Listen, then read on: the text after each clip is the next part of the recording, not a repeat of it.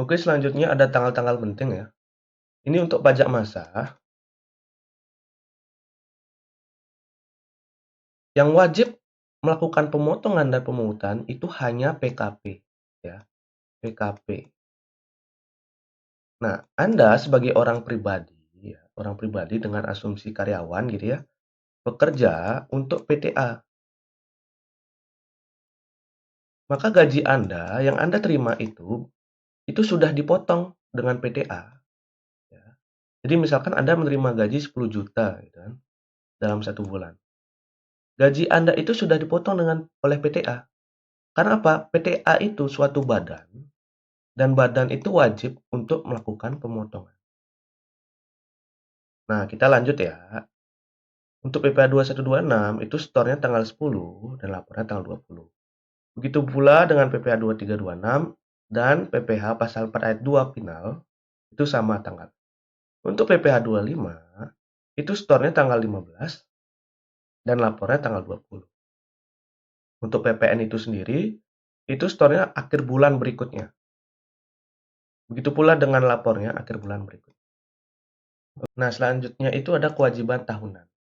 Anda sebagai orang pribadi ya, yang sudah ber-NPWP itu wajib menghitung perpajakan Anda dalam periode 1 tahun melalui pajak penghasilan pasal 29.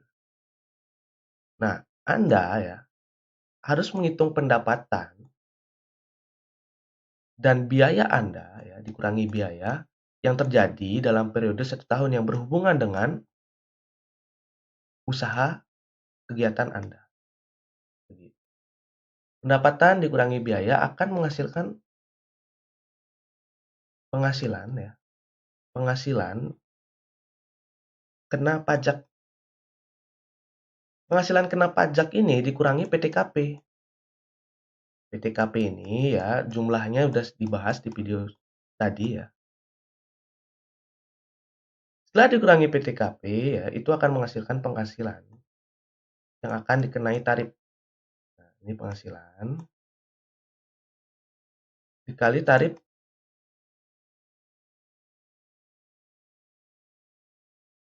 pasal 17. Ini tarif progresif. Mengenai perhitungannya akan dibahas di video pajak penghasilan ya. Nah, bagaimana jika saya orang pribadi, karyawan yang bekerja untuk badan? Kan perpajakan saya, kewajiban pajak saya itu sudah dipotong oleh tempat saya bekerja. Apakah saya wajib melakukan perhitungan ini? Ya tetap wajib. Tetapi ya, pihak perusahaan yang Anda bekerja itu akan memberikan Anda bukti potong. Bukti potong PPh 21. Bukti potong tersebut dapat mengkreditkan pajak SPT di tahunan Anda, sehingga dapat mengurangi besaran pajak yang akan dibayarkan. Seperti itu. Nah, nanti ya, jika seandainya pendapatan Anda lebih besar dibandingkan biaya yang Anda keluarkan dalam periode 1 tahun, itu artinya Anda mengalami laba. Ya. Anda mengalami laba, dan seandainya PKP-nya di atas PTKP, Anda wajib menyetorkan perpajakan Anda. Kewajiban pajak Anda itu disetorkan bulan ketiga akhir tahun berikutnya. Ya. Setelah akhir tahun pajak. Jadi dalam artian jika ini Anda tahun 2020 ya, SPT tahun 2020, itu wajib Anda setorkan itu 2021 bulan Maret. Begitu pula juga dengan lapornya. Sama bulan ketiga setelah akhir tahun pajak. Kalau untuk WP badan itu sama PPh pasal 29 tapi perbedaannya pada rentang waktunya. Kalau badan itu untuk bulan keempat, begitu juga dengan lapornya bulan keempat. Selanjutnya ada contoh dari pajak penghasilan massa ya. Massa ini maksudnya bulanan. Yang bisa melakukan potongan atau pungutan ya, yang bisa melakukan potongan pungutan itu hanya PKP. Siapa itu PKP? PKP itu adalah badan atau orang pribadi yang memiliki peredaran usaha ya di atas 4,8 miliar. Orang pribadi yang melakukan pekerjaan bebas dengan peredaran usaha 4,8 miliar. Itu wajib melakukan potongan maupun pungutan. Nah, di sini sebagai contoh, Anda sebagai orang pribadi ya, orang pribadi A yang sudah di atas 4,8 miliar gitu ya, peredaran usahanya, melakukan pembayaran sewa mobil sebesar 10 juta. Dari 10 juta ini, itu Anda wajib melakukan pemotongan. Nah, dengan asumsi 200.000 ya, pajak PPh 23-nya, itu artinya 9,8 juta. 9,8 juta itu yang Anda bayarkan ke pemilik mobil. 200.000 sisanya itu Anda setorkan ya melalui SSP. Terakhir adalah tanggal 10 bulan berikutnya, lebih tepatnya Februari 2024.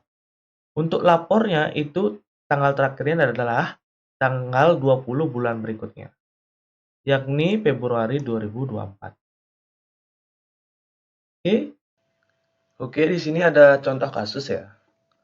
Adi adalah seseorang ya yang mulai bekerja pada tanggal 1 Januari 2023 sebagai karyawan dengan penghasilan neto sebulan sebesar 20 juta. Pertanyaannya adalah kapan paling lama Adi mendaftarkan diri untuk memperoleh NPWP? Untuk penghasilan tidak kena pajak Adi itu sebesar 54 juta. Karena apa? Di sini Adi memiliki status tidak kawin dan tanggungan nol. Artinya PTKP-nya hanya sebesar 54 juta untuk wajib pajak itu sendiri. Di sini ada perhitungannya. Gaji Adi ya, itu sebesar 20 juta setiap bulannya, Januari, Februari, sampai Maret. Gaji kumulatif Adi sudah di atas 54 juta, yakni 60 juta. Nah, Adi wajib mendaftarkan diri untuk memperoleh NPWP 1 bulan setelahnya, yakni tanggal 30 April 2023. Selanjutnya, ada contoh kasus kedua, yakni Tuan Perdana mulai bekerja pada tanggal 1 Februari 2023 sebagai karyawan dengan penghasilan neto sebulan sebesar 40 juta. Pertanyaannya sama, kapan paling lama Perdana mendaftarkan diri untuk memperoleh NPWP? Untuk perhitungan PTKP-nya, itu didapat sebesar 121.500.000. Di mana dapat angka ini? Yang pertama itu 54 juta sebagai WP ya, WP perdana. Terus 4,5 juta itu sebagai status kawinnya ya, sebagai suami. 54 juta lagi itu karena pendapatan istri digabung. Selanjutnya 4,5 juta dan 4,5 juta lanjutannya karena tanggungan 2 orang. Nah, di sini untuk bulannya ya, bulannya Februari sampai Mei gaji 40 juta setiap bulannya dengan gaji kumulatifnya ya pada bulan Mei itu mencapai 160 juta. Yakni sudah di atas PTKP-nya. Nah, Tuan Perdana wajib mendaftarkan diri untuk memperoleh NPWP bulan berikutnya, yakni bulan Juni pada tanggal 30 Juni 2023.